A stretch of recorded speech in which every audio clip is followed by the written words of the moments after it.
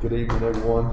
Welcome you to the Clay County Board of Education's February regular scheduled meeting. We'll go ahead and call the meeting to order. Thank everybody for joining us. Board, you've been emailed an agenda, and then you also have one in front of you, so I'll entertain a motion to approve the agenda as it was presented.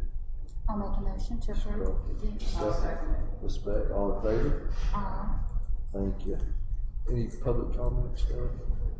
No public comments. So our first recognition this evening is Miss Angel Owens, Western Carolina's Outstanding Exceptional Student Teacher Award.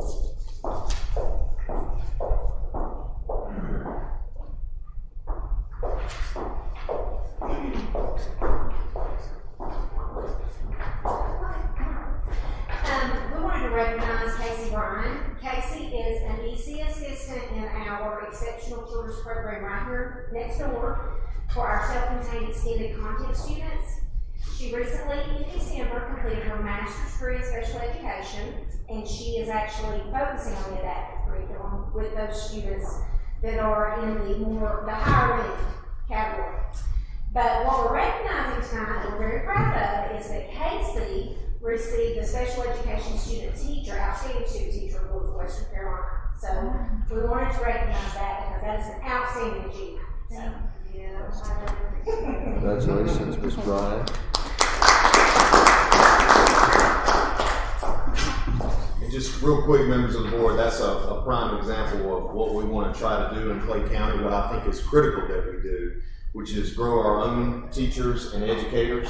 We have outstanding people in Clay County that want to serve our students, and if we can seek them out, find them, and help them along, I think that's what we can end up with is award-winning students from our local universities that are signed up to work with our students. So I wanted to make sure we congratulate Ms. Bryan.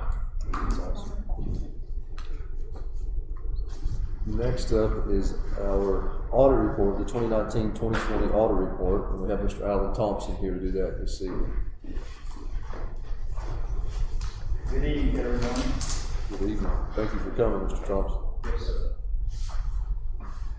You should have in front of you a copy of the presentation summary, just like this. Be kind enough to flip over to page 1. A few things I need to read highlights up, and we'll talk about numbers. On page 1 there, underlined, no significant audit findings. Page 2, at the top, no difficulties encountered in performing the audit. No uncorrected misstatements, no disagreements with management. Management did provide us with a representation letter dated January 22nd. We're unaware that management consulted any outside accounting auditors. There's 2 technical things there that I'll discuss in just a minute, but other than that, everything was great. We appreciate all the cooperation and the help we got from staff in a trying time period, so we're very grateful for that. I'll say this too. The main thing in hire us as an audit firm to do is issue an opinion on the financial statements as a whole. We issued an unmodified report, which is quote unquote clean report, good report. So congratulations to the board, administration, finance, etc. On page 4, I think we chit-chatted about this at one point in the past. But just the key points we try to do is pull out some of the numbers for 2020 or 2020 that you may want to look, and then put the 4 previous years' audit reports beside it so you get a feel for the context of what they are in. And you can see total fund balance in the general fund is $118,352. Challenge there has been declining, so you do have some work to do in that area. Restricted fund balance is $113,346. Unassigned fund balance at $5,006. Total general fund expenditures $1,007,000. The fund balance available is 0.29%. Unassigned is the same percentage. Revenues over and under expenses before transfers, negative $31,355 in the general fund. Capital outlay was a positive $17,000. Child nutrition was a negative $66,100. Cash balance in the general fund is $434. 110, capital outlay is $37,628, and other restricted $157,046, and child nutrition $308,416. Fund balance, again, 118,352 in the general fund. Capital outlay was 37,628, other restricted 230,073 in child nutrition. I got two boo-boos. Not good for accounting to say that on a little presentation summary, but the child nutrition net position is a negative 135,420. And the child nutrition revenues over and under expenses before transfers is a positive 66,100. Somebody made a key error, and it's my fault. So breakdown of your general fund revenues. Clay County, the county itself is $1,522,000, and you can see where that's bumped up over the time period. Timber receipts 88,401, fines and forfeitures at 56,460, and then other 26,820. And you can see a breakdown of your general fund expenditures there. And on the bottom, you see state public school and federal grants there for the 5 years presented, with current at $11,186,000 on the state and federal at $830,089. And if you'd be kind enough to flip over to page 5, you see where the general fund balance, total in blue, restricted in red, and you can see what I mentioned earlier. You do have some work to do there. Realize on the bottom of this page too, I put this percentage there because it's a little bit of a habit with all the counties and municipalities we do. School districts aren't bound by a percentage like municipalities and counties are, but it does give you a good feel for the financial strength of the general fund, and that's what that's about. On page 6, you see revenues over and under expenditures before transfers. And then on the bottom, that's where my boo-boo shows up on child nutrition. You see where if you go back to 16, it's 312, 363. On this chart, it would clearly show a little bit better had I not done what I did. But on page 4, if you'd be kind enough to flip back, I do want to kind of show you, us accountants like to think we know more. Somebody in D.C. or somewhere had an accounting pronouncement which was GASB 75, and it had strictly accounting projections that caused this fund to decrease by $461,000. Because if you were to go up and look at cash in child nutrition, you can see where it's 308,417, and if you would go back to 2018. When child nutrition's net position dropped so dramatically, the cash did not drop. So it's an accounting pronouncement that's causing that negative net position. And it has to do with OPEB, where they're doing an actuarial study and reaching out to the future to determine what the net benefits are for other post-employment benefits, and booking that as a liability, and it's resulting in a negative net position. Didn't change your cash position, and you can see where your cash position is continuing to bump up. But it does make for a bad balance sheet in terms of the way it appears. And that's what this big dip is on page 6, and I want to point that out to you. And on page 7, you see cash balances and fund balances and net position, and a pie chart of respective numbers underneath those, with total cash balances being 937. And total fund balance being 521,473. On page 8, you can see the county allocation on the left at the top, and fines and forfeitures on the right at the top, with a breakdown of general fund revenues on the bottom of that page. And then on page 9, the final page, you can see your state public school fund allocation and your federal grant fund allocation. Again, the main thing you're looking for us to do is issue an opinion on the financial statements. We did issue an unmodified report, which is a good report. So congratulations to you. I'm happy to answer questions, not just tonight, but if you ever have any questions, you're welcome to call the office. I'm not there. I'll give you my cell number, and I'll do my best to get you an answer as quick as I can.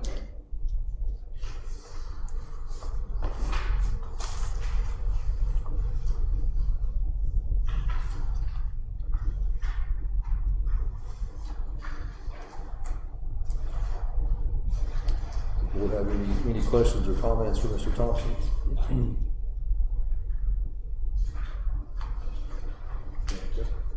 very much. Thank you, Mr. Thompson. Appreciate your time. Members of the board, I would like to point out before we move on to the next report, on page 4, when you look on line 3, unassigned fund balance for 2020, you'll see that we're in the positive $5,006, which isn't a lot, but last year at this time we were at negative $12,878. So I'm happy to say that for the first time since 2017, our general fund balance has been going down. This year is the first time that it's gone up, and it did so by about close to $18,000 difference.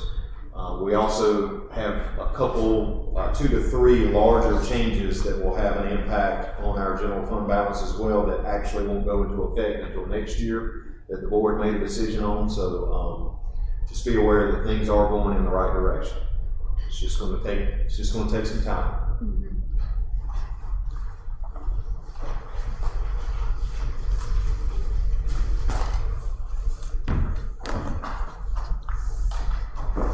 Next, we have Ms. Quincy Rickett with the Clay County ABC Board Drug and Alcohol Prevention Grant and the Clay County Schools Suicide Prevention Grant. We're going to do both of those together, right? Yes. All right. Thank you, Ms. Quincy. So in September, I was made aware of funds that were available through the Alcohol Board Commission here in Clay County, totaling $16,000 every year. Those funds have been used through outside agencies previous to this, so I decided to try and get the grant for our school system. Some of the national data that's very staggering is that underage drinking costs the United States $24 billion in economic costs, and 119,000 emergency room visits were reported in 2013, which I'm sure that's much higher in 2020. So 15.4% of age 12 through 20 North Carolina population reported using alcohol use in the past month. 12 to 14 was 2.8%. 15 to 17 was 13%, and 18 to 20 was 31.3%. The attributable deaths in North Carolina were 145, and the years of potential outfalls was 8,786. So due to that data, I decided that we would benefit greatly from a prevention curriculum that we could use K-12, universal mental health screening, STEM materials to enhance our prevention curriculum, and literature available for students and parents. The curriculum I chose was too good for drugs and alcohol. It was one of the few research-based prevention curriculums for alcohol and drug use. These lessons include managing mistakes and disappointments, resisting peer pressure, understanding peer influence, and making healthy choices. All of those lessons can be used as young as kindergarten, and then the high school version of that also has in teen dating violence and violence with peers. The universal mental health screener that I asked for was Odessa, to get a baseline data point for all of our students. STEM materials and activities were added into this grant to provide more hands-on engaging activities to help retain information that's presented. These materials can be utilized with every lesson in the Too Good for Drugs and Alcohol curriculum. And the last thing I asked for was children's literature about effects of drugs and alcohol, and also parental educational texts that can be located in all of the Clay County Schools counseling offices. The cost of all of these materials was $15,428.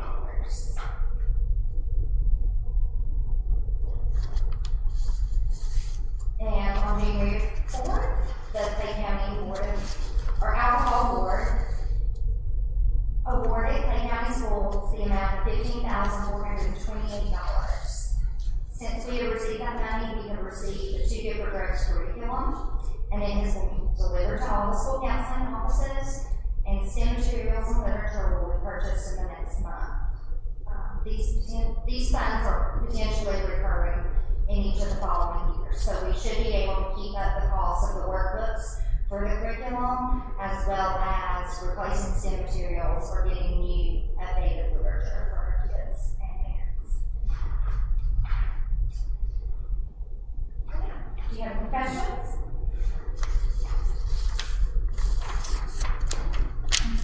I don't think I have any.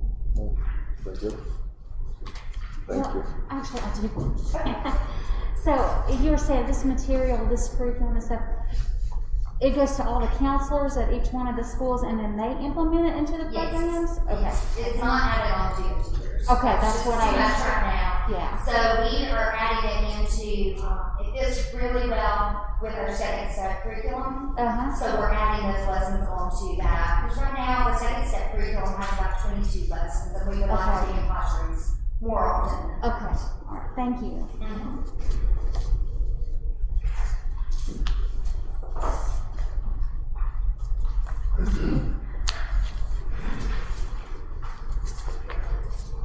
And members of the board, for this second report that's being presented by Quincy Rickett, Ms. Shay Rickett, our primary school counselor, in your packet you have a copy of state board policy for school-based mental health. This is a relatively new policy that was passed by the State Board of Education.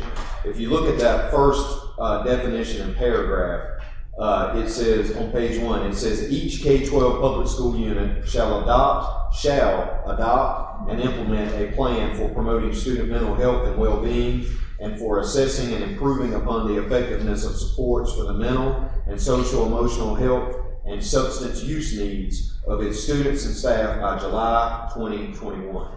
So we are required to implement some type of curriculum that is preventive to teach our students about substance abuse. That is what Quincy just presented on.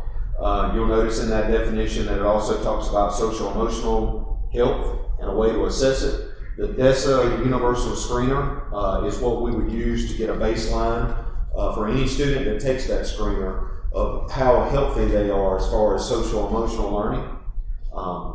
We're still working on what our plan is going to be for that going into the fall. If we want to try to screen all of our students, or if we want to start small in a particular grade level or a couple of particular grade levels and just kind of do a smaller pilot before we grow out from that.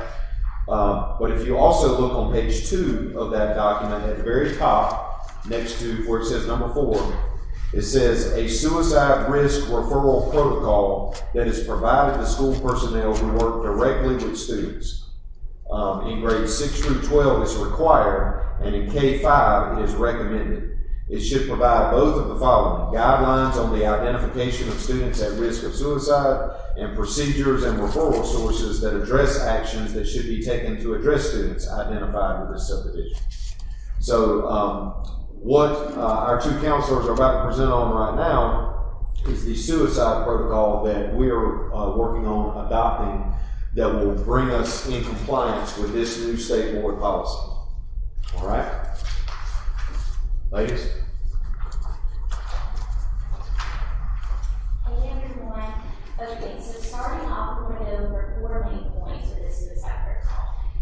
The purpose, the students' involvement with the protocol, the faculty involvement with the protocol, and of course the forms that we'll be using.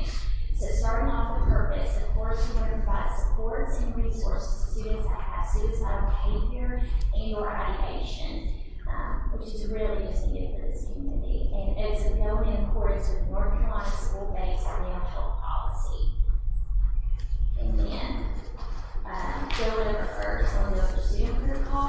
So if a student becomes aware of a peer with a possible suicide ideation or behavior, we want the student to first and foremost report this to a staff or faculty member.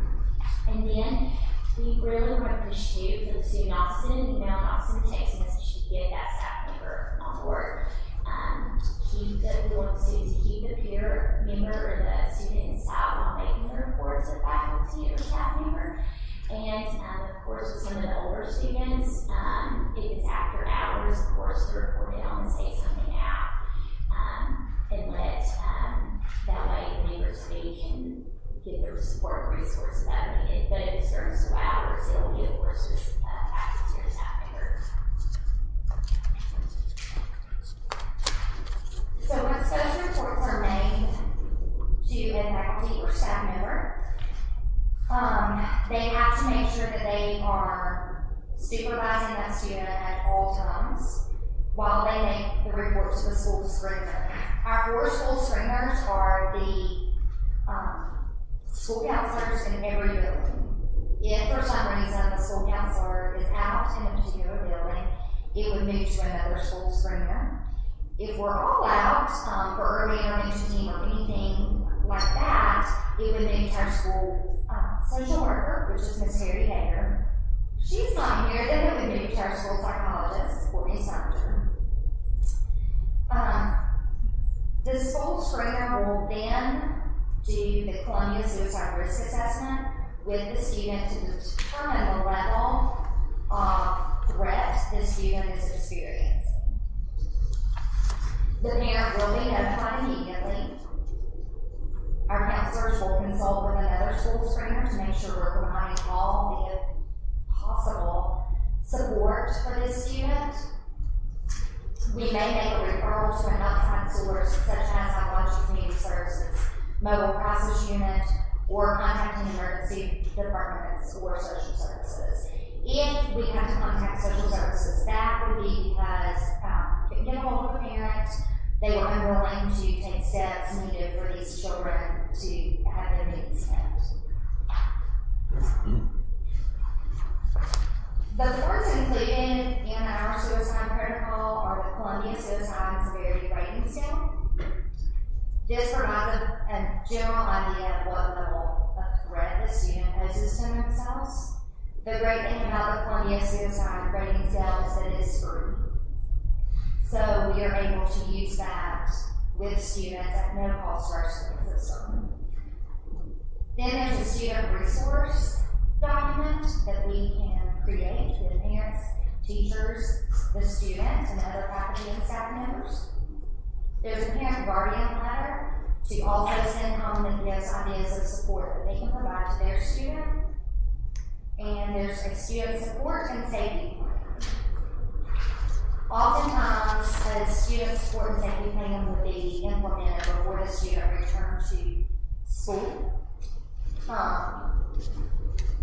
There is documentation of a suicide risk intervention if we were to provide interventions here at school or make referrals, assess level of suicide risk, action and monitoring plans, so we are held accountable to check in with these students regularly, safety plans, parent resource tips, caregiver tips, parent notification and emergency contact, and needed services that are provided throughout our community.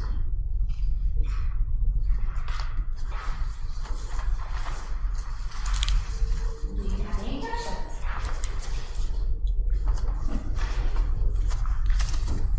Questions or comments for Ms. Ricky or Ms. Ricky? Just real quick, members of the board, I would point out that I think this is great work. I think this is something that the state of North Carolina sorely has needed to do for years. I'm a former principal of a high school that had 3 suicides in 3 years. And I did some of this work just at my school because we had to do something in order to try to turn that around and break that cycle. And this was sort of some of the work we did, only we were kind of having to do it on our own and figure it out on our own. It's really great to have a policy now that kind of guides this work. I want to thank the student support team that we now have. They put this together in basically a month and using tools that are free to use and research-based. And this provides a step-by-step guide for how we can train students to act if they see one of their peers that starts threatening to hurt themselves. It gives us, our teachers, a step-by-step guide for what they should do if they get a report or if they observe something like this. And in high-stress emotional situations like suicide ideation, it's important to have a step-by-step guide and to have some training to follow. So I just wanted to thank that team and for that work, and for Quincy and Shay for giving our presentation tonight. Thank you, ladies.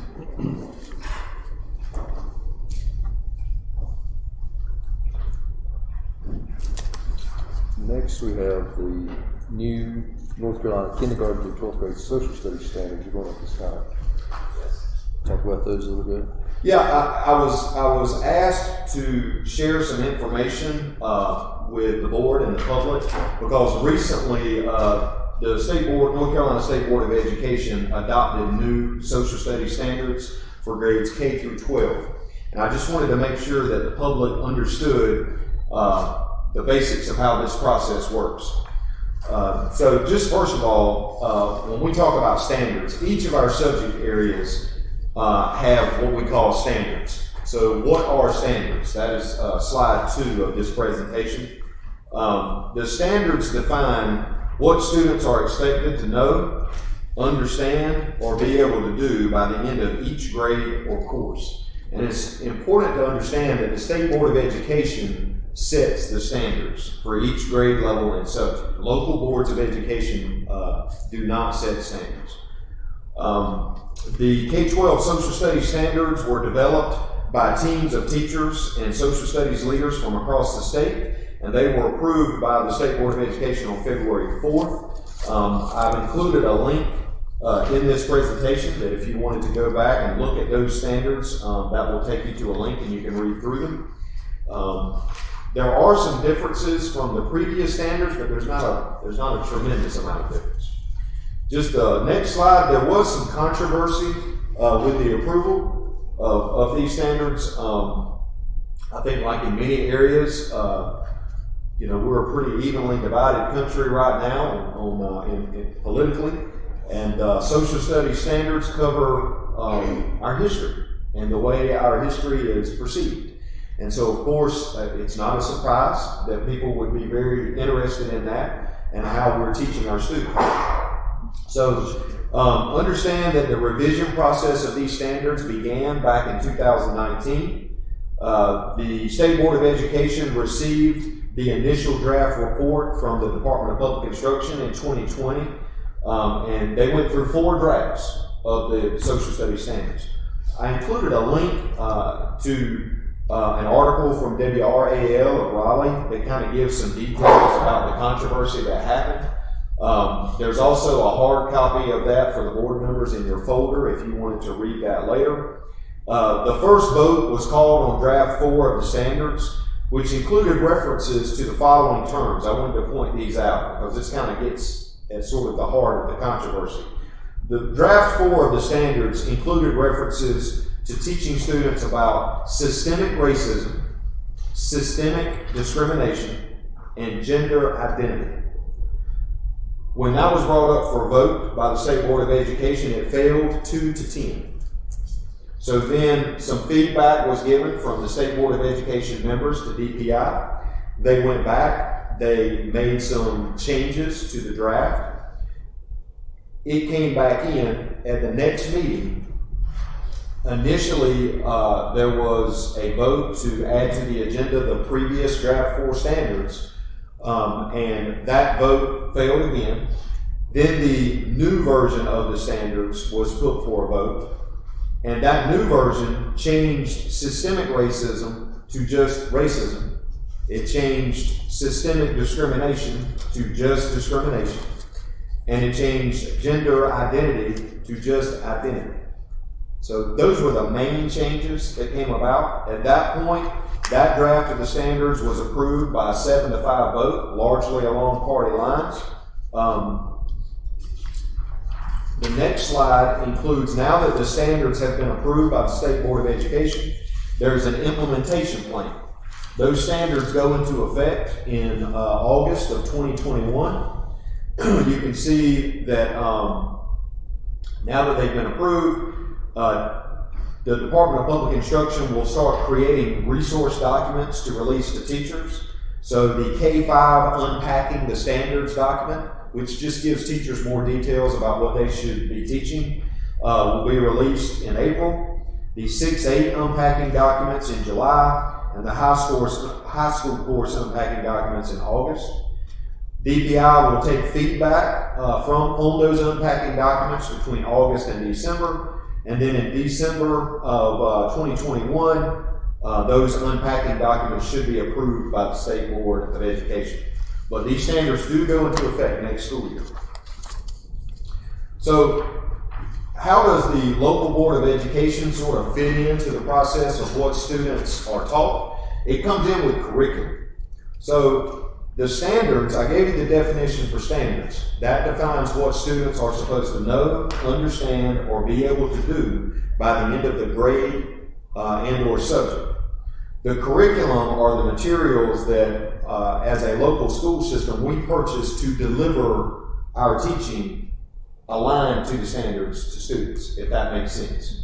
So the curriculum would be textbooks, hardback or digital, teacher resources, worksheets, access to online documents. Those things would together, along with pre-assessments and post-assessments and pacing guides that tell our teachers what to teach and when, that makes up the curriculum. Certainly, we would require that any curriculum we use would align to the standards. Otherwise, if our curriculum didn't align to the standards, we wouldn't be putting our students in a good position to pass their state assessments at the end of the semester or at the end of the school year. Now, whenever we purchase curriculum, we have a process for that. Policy Code 3100, curriculum development. I've linked that in the presentation. But essentially, we would get samples of the curriculum. We would share it with the public. We would advertise it. We just went through this with our K-8 reading curriculum. We'd advertise to the public. People would be invited to come in anytime during the day, read through the materials, and leave feedback on what they thought about them, that sort of thing. We would take that feedback, we would present it to the school board, and the board would vote on whether to approve the purchase of that curriculum or not. The social studies curriculum, we're going to plan for it to be reviewed in 2022-2023. Obviously, this upcoming year is the first year of the standards. There really is no curriculum we're going to be able to purchase next year that's made by any companies because it's going to be too new. It will take the curriculum companies at least a year to be able to come up with a new curriculum that aligns to the new standards. So that would be a following year thing. We don't currently have a standardized social studies curriculum in K-12. We trust our state licensed teachers to go out, find materials, and teach our students with those materials and make sure that they learn the standards. So that's where the local Board of Education comes in, is on the curriculum side, not on the standards.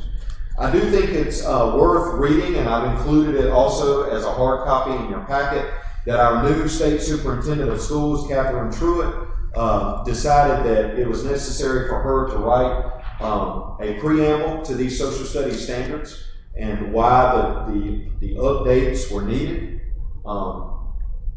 And so just, I think it's a good read. It's a page and a half. I encourage anyone that wanted to read that. It's a good read, so I've provided the link. So anyone can go out there and find it. I'm not going to take the time to read it tonight, but that is in the quick version of how we, at the state level, revise subject standards, in this case social studies standards, and then the role that the local Board of Education and the public plays in selecting a curriculum that aligns to those standards. Very good. Thank you for going through that, Mr. Chair. I'd be happy to answer any questions that anyone may have.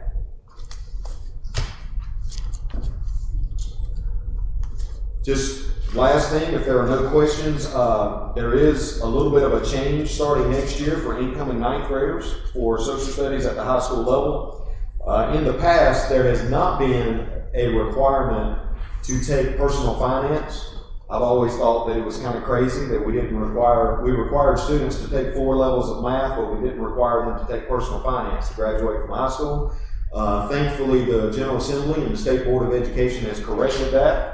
So now all of our students will be required, one of the 4 social studies classes they will be required to take will be that. So the new courses, to make room for that personal finance course, we did have 2 American history courses, 1 and 2.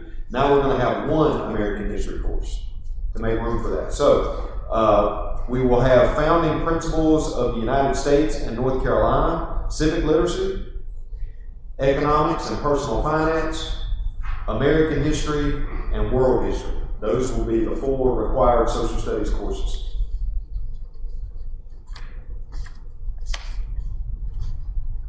I guess just real quick, there were any questions? All right.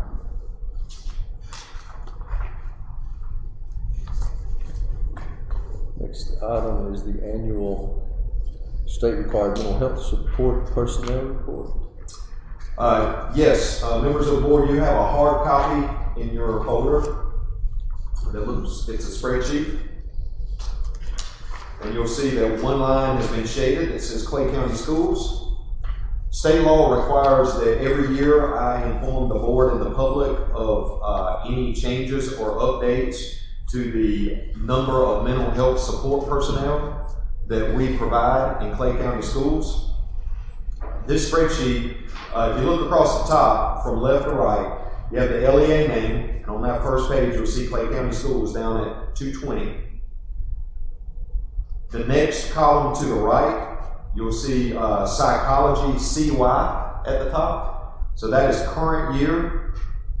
Then psychology past year, and then psychology plus minus. So that just shows that if the number of school psychologists we have has gone down or gone up in the last year. So as you can see, it has remained at 1. We have 1 school psychologist, and we still have 1 school psychologist. Next, under GUI, that's for guidance counselor. So this current year, we have listed 3 guidance counselors. We had 3 guidance counselors last year, so that number has also remained unchanged. The next column to the right is social workers. You'll see that current year we have 2 social workers. The previous year we had 1 social worker. The reason for that is actually Shay Rickett, our Hayesville Primary School, she's actually, her licensure is under school social work right now. She's working on her counseling degree. She doesn't quite have enough credits yet for us to be able to list her as a counselor. So currently she's listed as a social worker instead of a counselor. But that will probably be different by next year. She'll be listed as a counselor at that point. And then of course nurses. This current year we have 2, and last year we had 2. So there's been no change in school nurses. And that is my mental health support personnel report. And you can see all of the other school districts in the state, what they have as well. Those are largely based on the number of students that they have in their districts.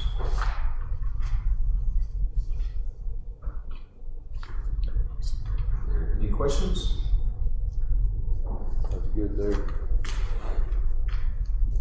Next 2 items are Senate Bill 37 and House Bill 82. Yes, you have copies of each of these in your packet. I thought it would be good to go ahead and get out in front of this for the board as well as the public. I'm going to talk about Senate Bill 37 first.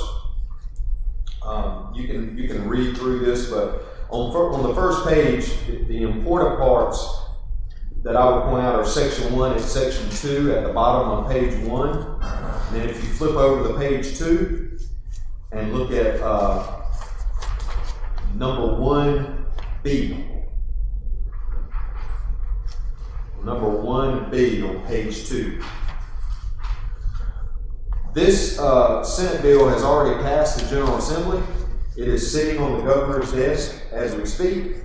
It would provide local control to local boards of education to decide if they wanted to provide Plan A with minimum social distancing or Plan B with moderate social distancing. And remember, moderate social distancing is 6 feet apart when everyone is stationary. But it would allow local boards of education to pick between Plan A or Plan B for grades K through 12. Currently, we are operating under Plan A in grades pre-K through 5 because the current DHHS guidance only allows for Plan B, moderate social, well actually, it requires moderate social distancing in grades 6 through 12. If we had enough building capacity and space to bring all of our kids to school and keep them 6 feet apart when they were stationary, we could do Plan A. But we don't have the physical space to be able to do that. So that's the reason why we're on Plan B in grades 6 through 12 right now. Senate Bill 37 would allow us to come to school Plan A with minimum social distancing in all grades. Now, that is if it passes the governor's desk. It would still require parents to be given a full remote option. So if we decided to do Plan A in grades K through 12, parents could still opt out and keep their kids full remote for now. So that's important to note. It would also still allow local boards of education the authority to make day-to-day decisions regarding shifting individual schools or individual classrooms from in-person to remote that result from insufficient school personnel to supervise the children or required student quarantines. So like our 2-week shutdown that we had to do, we would still be allowed to do that as a local board of education if we saw the need. So now that this bill is passed, it gave the governor 15 days from the day this passed to do one of 3 things. He could either sign it and make it law whenever he chooses to. He could veto it and send it back to the legislature, or he could leave it on his desk unsigned and it would become law by default at the end of 15 days. Now, I have no idea what the governor plans to do, but I wanted to make the public and the Board of Education aware that our team, our leadership team here in Clay County Schools is planning for how we could make Plan A happen if we were given that option. Obviously, we're already doing Plan B. We're at the max of what we're allowed to do by law right now. But if we get the option, I want to be prepared to present the board with an option of Plan A in grades K through 12 so that you can make an informed decision. And we could do that if need be. We could have a special called session. We could give 48 hours notice to the public to let them know. We can meet and we can vote. So it's possible that this bill would be law by February 28th.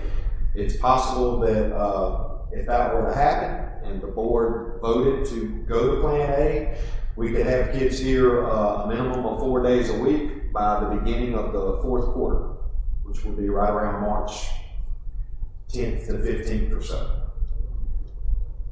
All right? So none of that may happen, but I wanted to make sure that the board was aware that it could possibly happen, so you could kind of be thinking about and speaking with members of the community about what they think we should do. So that is Senate Bill 37. House Bill 82 is also on the governor's desk. House Bill 82 would require us to use our second round of COVID relief funding from the federal government to create a summer learning program for students. First priority would go to students that are at risk of retention, and then any spots we had left would go to students that we felt like were the most at risk as we worked our way up.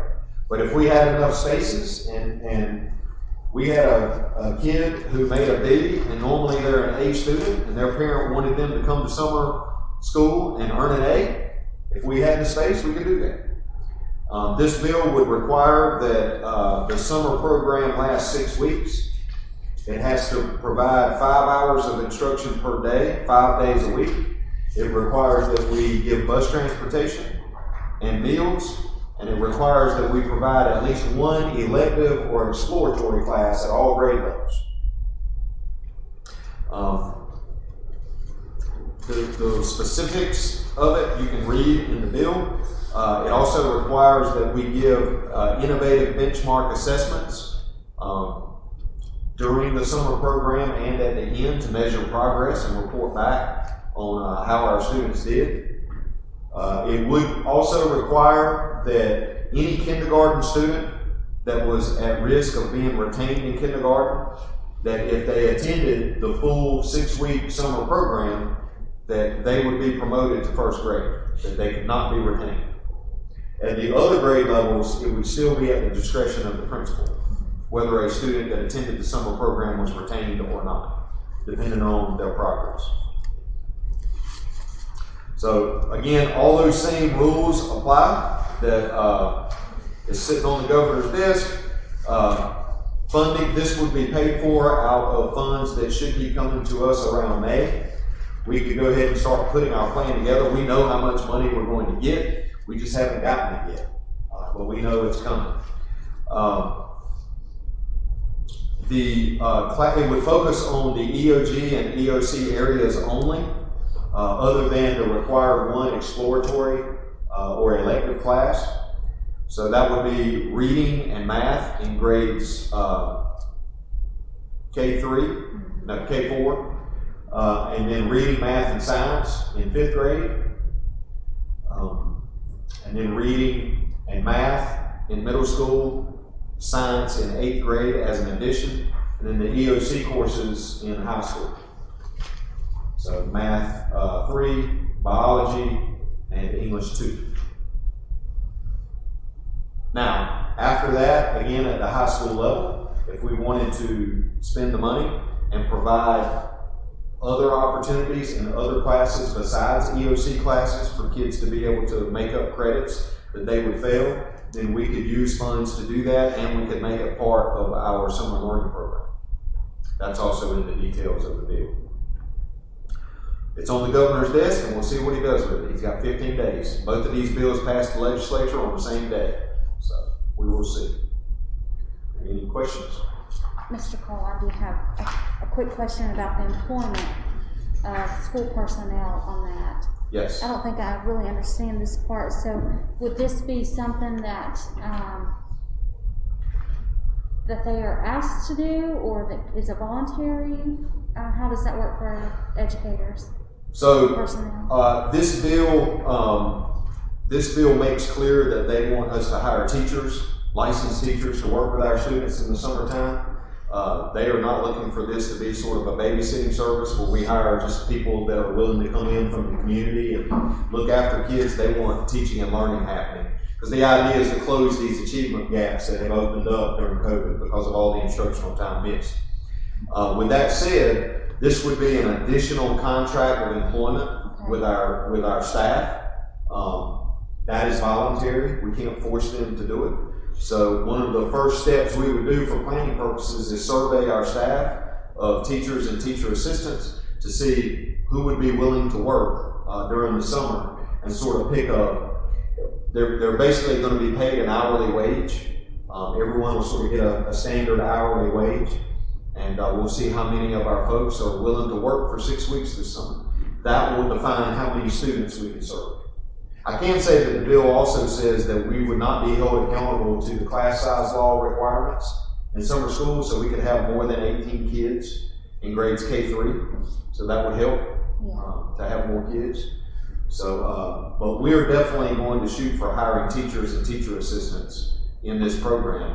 But no, we can't force them.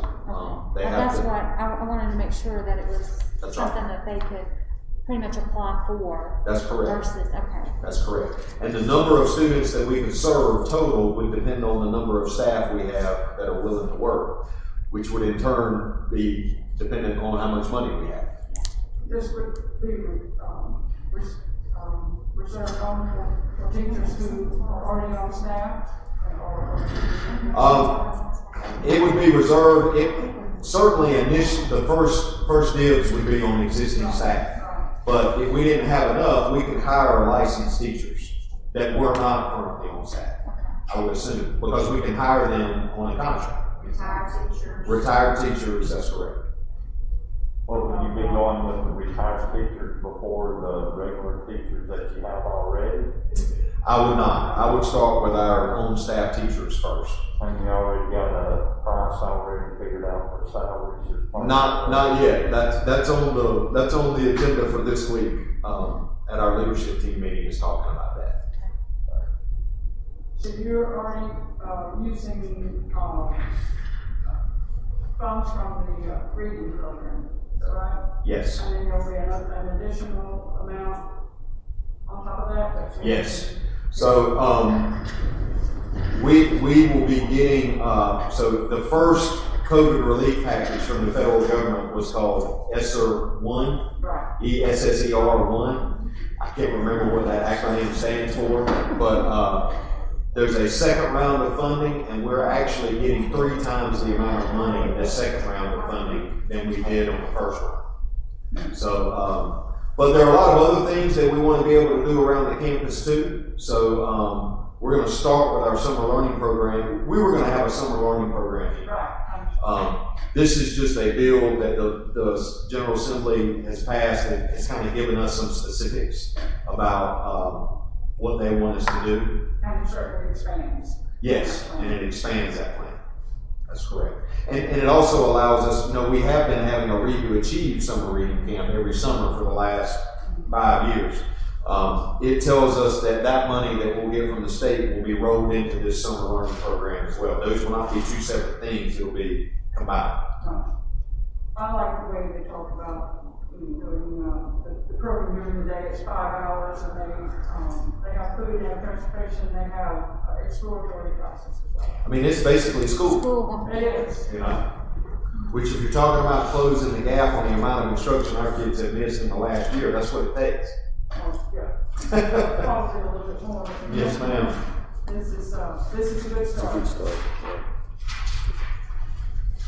Thank you. Very good. Thank you, Mr. Cole, for updating us on those 2 bills. Next time, we're going to talk about Big Brothers, Big Sisters. I think we have Miss Jamie Davis. We do. Just as an introduction, we have Miss Jamie Davis and Miss Duncan, I believe is her, if I remember correctly. They are joining us remotely, and they're going to do this presentation, but just these next 2 items are specific to student support and growing our ability to support our students. Not only are our students going to have achievement gaps specific to academics after all of this time, they also have social emotional learning needs gaps that are going to have to be addressed as well. Both of these ideas that I'm putting before you tonight, they fall in line with our ability to be able to better support the mental health needs of our students. So I'm going to just kind of let Ms. Davis present to the board on Big Brothers, Big Sisters of Western North Carolina. Hi guys, this is actually really on the top. I just first want to say thank you so much for allowing us to come in and listen to you. It's really amazing the things you're accomplishing. We are in the process of meeting with a lot of counties throughout the Western North Carolina region, and you guys are just really at the top of your game. So thank you for having us here. I was curious when I heard you talk about the challenges you're facing with substance abuse.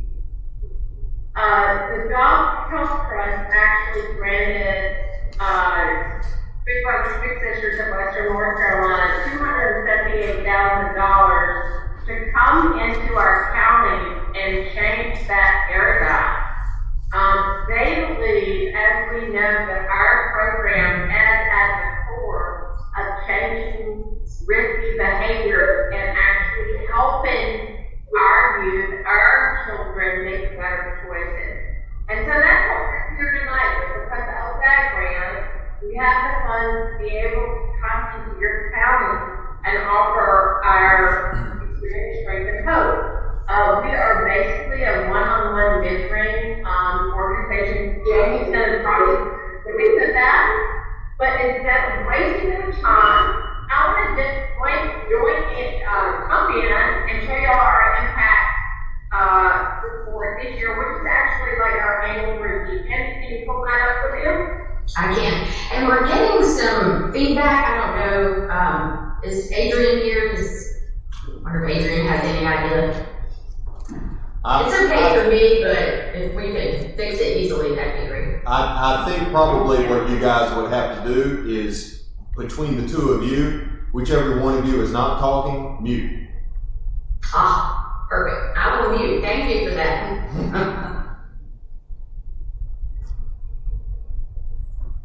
All right, so our impact review is kind of like our end of the year thing. I just wanted to give you a snapshot. Many of you probably have experienced or worked with this group, but here's our snapshot, and let's go ahead and go to like third spread. So the second spread just basically showed you that our board chair was actually a big, and I love that. And you don't have to go back and show that, Jenny, but we take our mentorship very seriously. These are kind of the highlights. As educators, I'm sure we can understand why all these categories are well. I'm not going to read it to you again that we're spread on. Well, can we go to the next one? The one thing I do want to say here is that everything we do is research-based. So we enter it into our match report. So it's not like we're just like saying, oh, we do this. We're actually calculating the before, the mid, and the after results. Okay? I love this slide because it kind of shows y'all guys our basic demographics for those that we serve. You can see the littles we serve by race, by living situation, and I think when you get down to receiving free or reduced lunch, that's a big deal. And we're very proud of our average matching service because we know the longer our matches are together, the greater impact we can have. Okay? We had just one of our big brothers was named the state, North Carolina, Big Brother of the Year. Let's keep going. And then, here's what the programs we're involved with. Sports Studies with System Foundation, where we're putting we're putting men with guys, with our littles to like grow their relationship through sports. We have our high school big program, which is something we're really interested in Clay County, where our high school guys get community service or academic, what do I call that? They get academic acknowledgement for helping out with the little. And then we have our community-based mentoring where actually our bigs meet with our littles outside of the school program for 4 hours a month. Next slide, you'll see that here is kind of the region we serve. And you can see, you guys blue are in blue. We are very interested in coming into the community and providing as many resources and support as we possibly can. And then we've got AmeriCorps, which you guys are probably familiar with. They are under our umbrella. We work very closely with them. This is kind of like a list of our leadership. We can scroll through that for some sake. And then we always provide a copy of our financials. And what I love, like guys, when you look at this, you can see what a small percentage of the dollars we raise actually goes to operational costs. And then our last slide is really just like a snapshot of everything we do. I'm going to now turn it over to Jamie because what I think you guys are probably interested in most is how do we interface with your school system without causing a lot of extra work, and how does that happen? So Jamie, can you take it away? Okay, thank you. All right.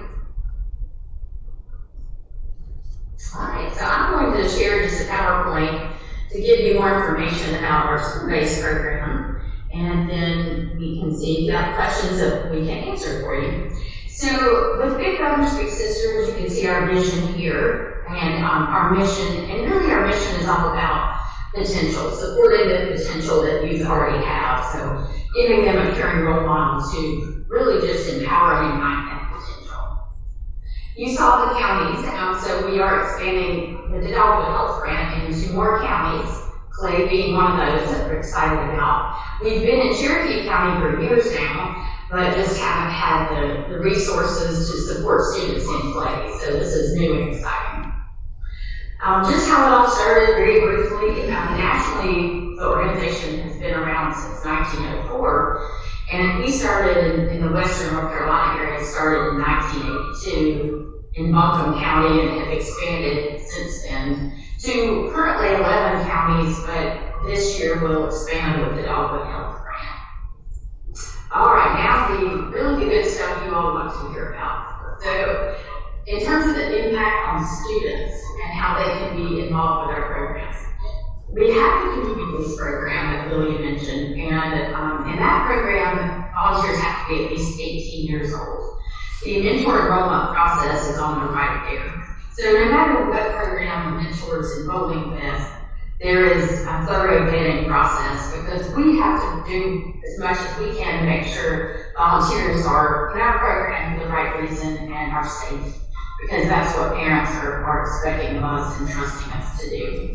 So community-based is a really great option to get students out and about, seeing their community, looking at possibility, realizing our world's bigger than their neighborhood. And that can be older elementary, certain middle schools, a wonderful age in that program. Then the school-based program, that's where volunteers spend 1 hour a week in the school with an elementary school student. And we'll look at that in a little more detail in just a minute. But that's a national model for Big Brothers Big Sisters of some academic support and also time for social emotional learning and mentoring connections. The after-school mentoring program is very similar in that those are both an hour a week, but the after-school program happens to take place in an after-school setting. It might even be a school, but it's an after-school program. And that works great for high school students to participate in because it's probably after their school day as well. So talking about high school bigs, high school students who are 16 and older can be a mentor, and we call them high school bigs. And we pair them with an elementary age student for 1 hour a week of mentoring. And so when we talked to Dale about this, he was excited because there are just so many win-wins from this. The young student, obviously, but also the high school student in terms of job resume, college applications, just getting some real world experience. It really helps high school students develop some compassion and kind of have an experience of walking in someone else's shoes. It helps them decide even what they want to do after high school.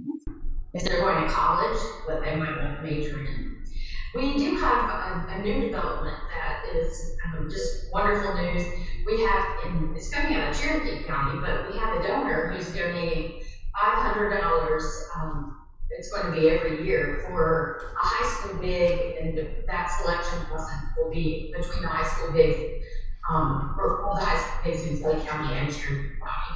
The process isn't determined yet, but just know that will be also just an opportunity for these high school bigs to work forward. So in terms of how this works, and that's probably what you're thinking now, what kind of time does this take from our staff and school counselors? Well, really a lot of the load of the program is on the Big Brothers Big Sisters program coordinator. We hire a program coordinator who's always especially starting out a part-time position. We train and support and supervise that coordinator. So they work with us and through us, but we have a point person at the elementary school so that point person, typically the school counselor, can help identify students who would be a good fit for one of our programs, and then help us connect with the teacher to get a little bit of information on strengths, areas they need to improve, how a mentor can help. So we're just averaging 15 minutes a week for working with the Big Brothers Big Sisters program coordinator. And most of that is at the beginning, identification, is sending home the parent permission form, and then connecting us to the teacher. Then at the end of the school year, we do a follow-up 1-page survey and want to have a chat about what went well, what should we change for next year, and just do an informal evaluation in that sense. So, sorry, I lost track. Okay, so how the littles benefit, you all were talking earlier about, my mouse is a little moving around, about the benefits for the students, social emotional benefits. And what we see is those, through the mentoring relationship and the friendship and the connection, those benefits carry over into the classroom. So teachers tend to be very pleased because their student, after having this one-on-one support and attention, the student wants to make their mentor proud of them. They want to go to school the day they're going to see them. It's a highlight of their week. So the teachers see that the students participate more in class, they're more confident, they speak up more, they want to do better, they're more motivated. And so here's another example. So what the research shows is, and there was research done on this program model, is that even though it's not a strict tutoring program, there are a lot of benefits that carry over into the classroom, into the academic areas. And that's what we want to see. We want to provide that social emotional support, but of course, not just leave a student struggling. We want to help in those areas. And Dale had a great point, and that is, sometimes a student and a volunteer will literally do homework together, or multiplication tables, or reading. But as Dale mentioned, they could just be, they could be an academic advocate. So let's see what assignments you have that you need to work on. Let's see if your backpack's organized. Tell me how things are going with your classes. So really a person who is a listening ear and someone to kind of keep them on track academically, whether they're sitting and actually doing homework or not. Just to that point, we understand that there are other groups that are already very active in Clay County, and we see this as a collaborative approach.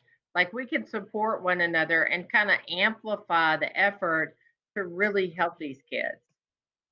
Mm-hmm. Yes, thanks, Lilia. So the Communities for Students is a group that we really want to partner with and see if we can complement what they're already doing. The last piece, really quickly, is we do use the CASTLE model as the framework we follow for social emotional learning, and Dale told me that Clay County does as well.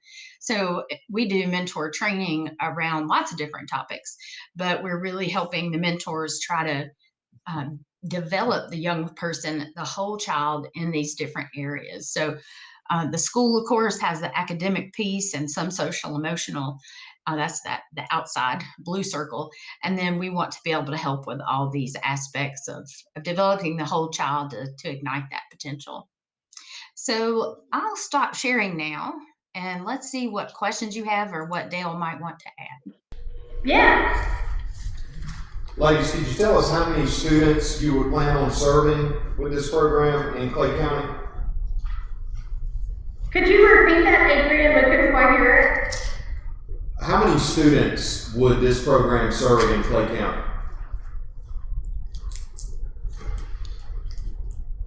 So the Dogwood Health Grant, I'm sorry, I was waiting on Lilia, she's waiting on me. The Dogwood Health Grant allows us to begin this year, 2021, serving 10 students. And we could certainly go a little higher, but we want to serve 10 students. And build smartly. We want to do it the right way and do it in a way that it's working well for everyone.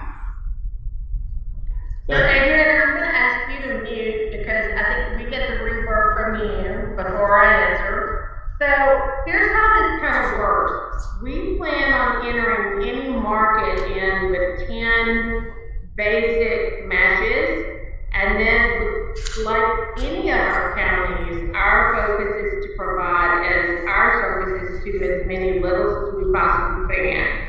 Our average in most counties is anywhere from 30 to 4 matches, and we feel like that there's probably 30 to 4 littles that could really benefit from having a one-on-one mentor, especially now. And so we're very excited about coming into Clay County because we're sandwiched in between a lot of the counties where we have so many matches. So it's a great question, and thank you for asking that. And let me just add really quickly one sentence to that I forgot to mention. In the school-based mentoring program, the student is not missing core instruction. The teacher identifies what time period, what hour of the week they can spend with their mentor. So, part of that is academic support, and they stay on campus in the school-based program. They work in whatever areas identified as, maybe it's a library, maybe it's a counselor or conference room, but they work together and don't miss core time academically. One of the things we were so excited is because Dale shares kind of our excitement about when you bring high school students into mentor elementary school students. I mean, I can remember when I was in elementary school, my whole goal in life was to be a high school person.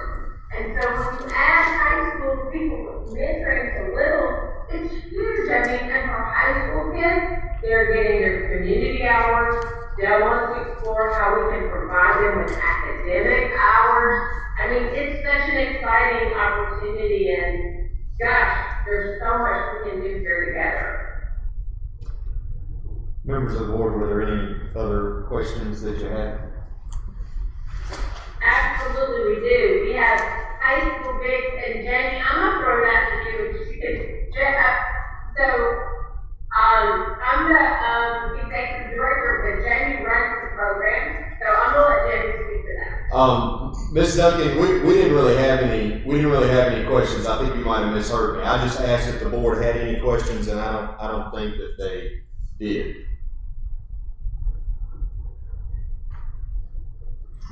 So, Does anybody have any questions for Ms. Duncan? Good, okay. So this is, under the action item, portion of the agenda. So this is up for action for approval tonight, if we want to participate in the Big Brothers, Big Sisters of Western North Carolina program. So, any other comments or discussion, or? This is all under the Dogwood Trust. We don't have, is that right? We don't So, have any yes, it would not cost, there would be no cost to the school district other than about 15 minutes a week from our counselors to just kind of be the point person for the coordinator that Big Brothers Big Sisters is going to hire. And that salary, that would be a part-time position, and that salary would be paid for out of the Dogwood Health Trust donation to their program. Okay. That's correct. And that would be their employee. Well, it seems they've already addressed the issue of. It would be Big Brothers Big Sisters employees paid by Dogwood Health Trust. Correct. They addressed the issue of coordinating with the communities and schools, or communities for students program we already have on. Absolutely. This is one of the things I really like about this program is it's a piece that we don't have in our communities for students program. It's a piece that I think we can slide right into that pie, and it'll fit in nicely with the other support services that the Communities for Students provides for our kids. And it will utilize students, students who qualify to do this. It would also give high school students that qualify the opportunity to apply to be a Big Brother for one of our elementary kids, which I think is a fantastic opportunity. The ladies mentioned it for high school students to experience a younger student's life, learn some empathy, and just kind of maybe see things from a different perspective. And also students that may be looking at careers, say in teaching or social work or psychology, which many of our students are interested in those areas. It would give them sort of a microcosmic view of that type of work. So I think it will be a great opportunity for them and a resume builder for college and scholarships. Because they would be subjected to the same interview process and other That is correct. background checks and all that the adults would have to do. So very good, very good. So there's no further comments or questions. I'll entertain a motion. Will we accept the Big Brothers Big Sisters of Western North Carolina partnership agreement? Mr. Paul, second. I'll second. Ms. Crawford, second. All in favor? Aye. Thank you. Thank you, ladies, for your time and your presentation this evening. We're so excited at this opportunity for collaboration and partnership, and we cannot wait to get your next step. Thank you so much. Thank you, ladies. Thank you. Good night. The next item is the partnership with MAHEC, which is the Mountain Area Health Education Center. Is that correct? That is correct. And Dogwood Health Trust. You have a document in your folder that has MAHEC at the top. It's just a page and a quarter document. I'm going to hit the just some of the highlights. The first paragraph is just some highlights and statistics about Clay County. The second paragraph defines social and emotional learning, SEL. You're going to be seeing that acronym as much as you see MTSS in the coming years. But it is the process through which children and adults acquire and effectively apply the knowledge, attitudes, and skills necessary to understand and manage emotions, set and achieve positive goals, feel and show empathy for others, establish and maintain positive relationships, and make responsible decisions. Essentially, these are a lot of the qualities that allow us to be successful adults. And more and more, we have seen the need that we need to intentionally teach these things to our students and embed them in our subject areas. In the third paragraph, it explains a little further that when you teach social emotional learning and students improve their knowledge of social emotional learning, it improves their social and emotional skills, but it also improves their attitudes, their relationships, their academic performance, and their perceptions of the classroom and the school climate. Additionally, the research shows that social emotional learning leads to a decline in student anxiety, behavioral problems, and substance abuse, effectively providing long-term improvements in student skills and academic success. We feel like we have a definite need in this area, as do every district in the state of North Carolina and probably nationwide, to be honest with you. The last sentence on page 1, it just says that to address this need, MAHEC has proposed a project that would include the purchase of the Odessa Comprehensive SEL Screening System and an embedded provider for outpatient therapy dedicated to the students of Clay County. Now, if you'll remember, Quincy Rickett had the purchase of the Odessa SEL Universal Screener as part of her ABC grant. We got that grant before I kind of went down this road, so we were going to purchase that Universal Screener anyway. But it's a better fit as part of this partnership with MAHEC and Dogwood Trust. If this partnership comes to fruition, we will purchase it, or Dogwood Health Trust will purchase it through their funds, which will allow us to use the funds we save in the ABC grant for other areas of need with our students. That Odessa SEL screener is an annual cost of $6,000. So if we can pay for it out of Dogwood Health Trust this year out of this partnership, and then possibly pay for it out of the ABC grant in coming years. On the second page, I just want to read through this. The idea is for the Odessa Universal Screener. That is a comprehensive universal screener for social emotional needs for each child in Clay County.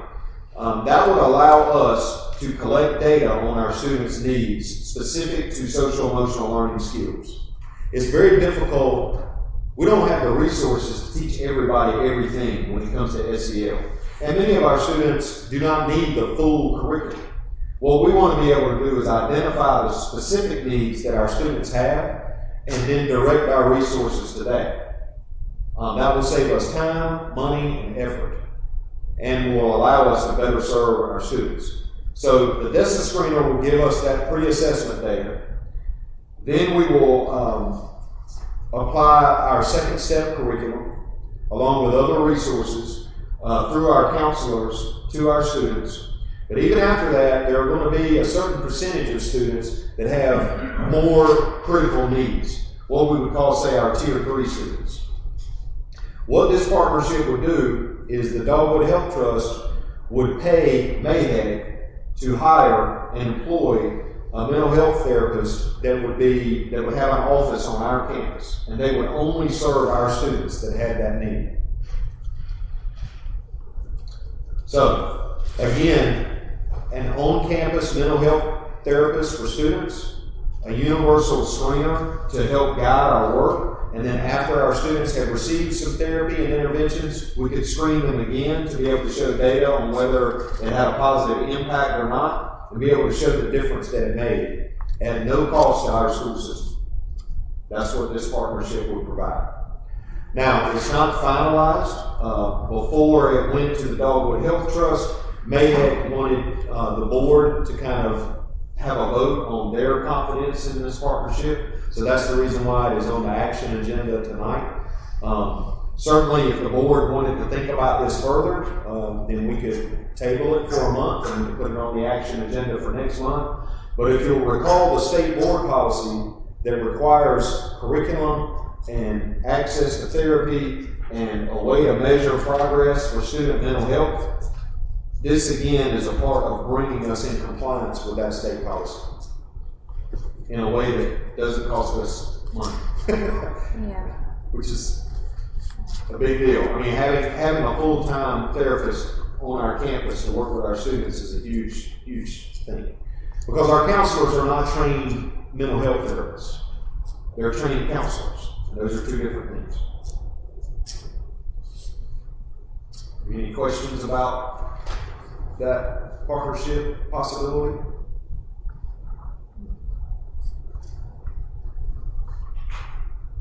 Okay, thank you. I think it will be a wonderful opportunity for us to better meet the needs of our students. Sort of like This would help. no.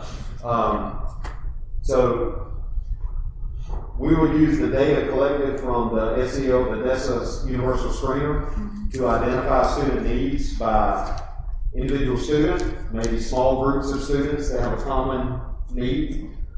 Maybe a certain grade level has more of one need than another. But then we could sit down with our counselors and our embedded therapists to put together an improvement plan or an action plan of how we're going to address and meet these needs, over what time frame and what actions are we going to carry out, how many meetings with the students. But certainly parents would be made aware before, a therapist met with their kid, they would have to approve that. And then we would reassess those students using the Odessa screener to measure progress. And that's how we would measure its success or not.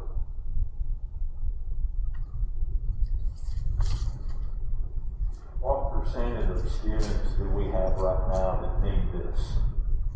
Well, that's the thing. We don't have an exact percentage. That's the reason why we want to have this universal screener, this Odessa screener, and because that will give us that data. Right now, what we're doing is basically we're delivering the entire second step curriculum to all of the students, sort of piece by piece, which we're not going to cover the entire curriculum this year because we only see them 2 days a week in middle and high school. And we are going to be able to provide more at the primary and elementary school. But it's difficult to fit it in grades 6 through 12 right now.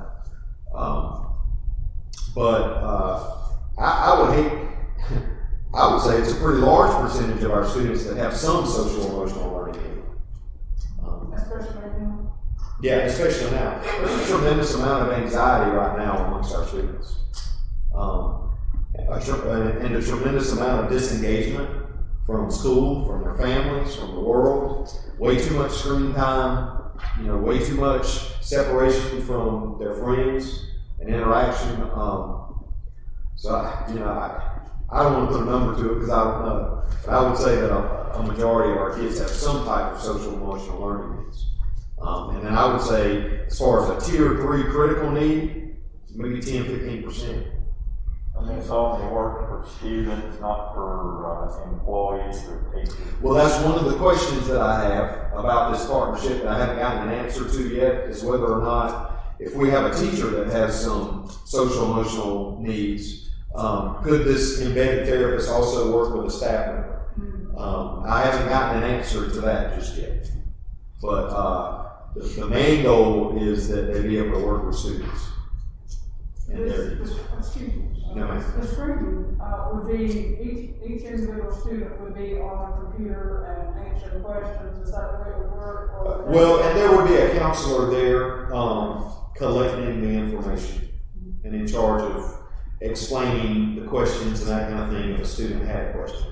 We haven't decided yet if we're gonna, right off the bat, give it to everybody, or if we're gonna start small, maybe, and I'll move on to the next step with Mayheck and Dogwood Health Trust, we'll kind of decide more of the details. And this initial screening would be done just as a matter of routine rather than, specifically targeting students that That is correct. we suspect or whatever. That is correct. But the parents would know about this and be able to say, you know, my.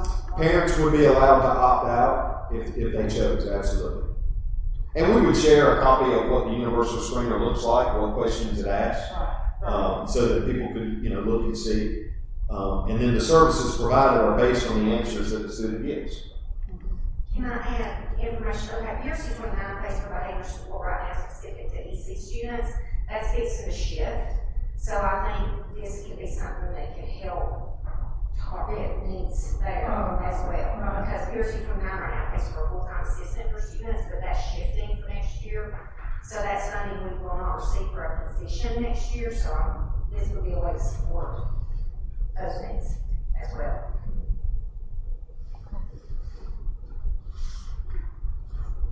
Very good. Any other questions, comments, discussion? No? Is there a motion to accept this, I guess, agreement? Okay, Ms. Beck has a motion. Is there a second? I'll second it. Ms. Crawford has a second. All in favor? Thank you. Next action item is budget amendments, Ms. Hollingsworth. And there's a copy in your packet as well, the budget amendment. Okay, we'll start with the local amendments that we have. I'm going to tangle with my ass. We don't have any change in the actual revenue that's coming in for the local current expense fund. We just needed to do some purpose code corrections to align expenditures according to the DPI chart of accounts according to our actual expenditures. That's what the local amendments are for. The next one's the state public school fund. It's actually a budget amendment of an additional $117,722. We've got the November and December sub-pay. I'm going ahead and budgeting for longevity payments, the bonus payouts, and annual leave for those in separate employment that are funded through state funds. I went ahead and projected what that would be for the year. That's a guaranteed allotment, so I went ahead and budgeted $110,000. That could change depending upon if we have any further retirees that come to light before the end of the year. We did have a reduction of $3,553. That was due to EC account transfers, and then we had an additional $10,800 for school connectivity allocations. All right, for the federal funds, there's an additional $19,397. This was IDEA related services, $4,500, IDEA pre-K targeted assistance, $6,000, and ESSER digital curriculum grant, $8,897.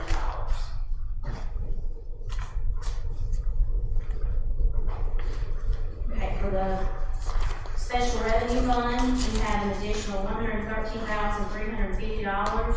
Mr. Cole just mentioned the partnership with Appalachian Mountain Community Health. The Odessa software, we received $6,500 for that purchase. We need to budget those funds. HMS outdoor classroom, $4,315. The ABC grant, $15,429. And then Appalachian State Europe grant 2.0 that starts this year, an additional $87,106. Do you have any questions? If there's no questions or comments, and we'll Entertain a motion to approve the budget amendments as presented. Andy makes the motion. Second. I'll second it. Ms. Crawford, second. All in favor? Thank you. Ms. Collinsworth has the audit contract as well, right? The last item I have is the audit contract. We just finished one up for previous school year. This is the audit contract to begin the audit as soon as we close out the current school year. So the total price is $14,950, and it's still with Thompson, Price, Scott, and Adams.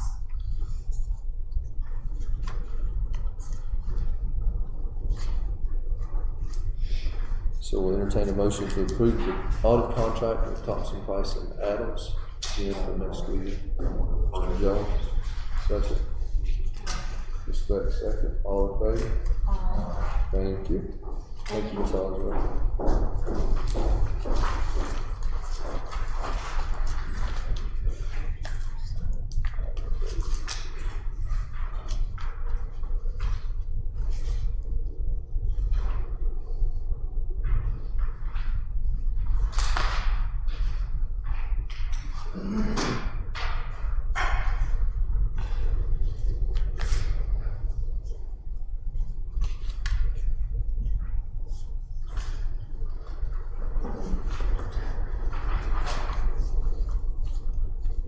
Next is approval of the consent agenda. And just as a reminder, any item can be pulled from that consent agenda with a majority vote and discussed and taken action on separately. We have the board policy updates. And then we also have policy updates for first read that are listed there. And we also have the approval of a special board work session on March the 15th at 6 p.m. for budget allocation requests. So if there's not any discussion, I'll entertain a motion that we approve the consent agenda as presented. Mr. Caldwell, second. Ms. Beck, second. All in favor? Thank you. Any other remarks or comments? If not, I'll entertain a motion that we go into closed session for personnel and negotiations. Mr. Jones? Caldwell, second. All in favor? Thank you.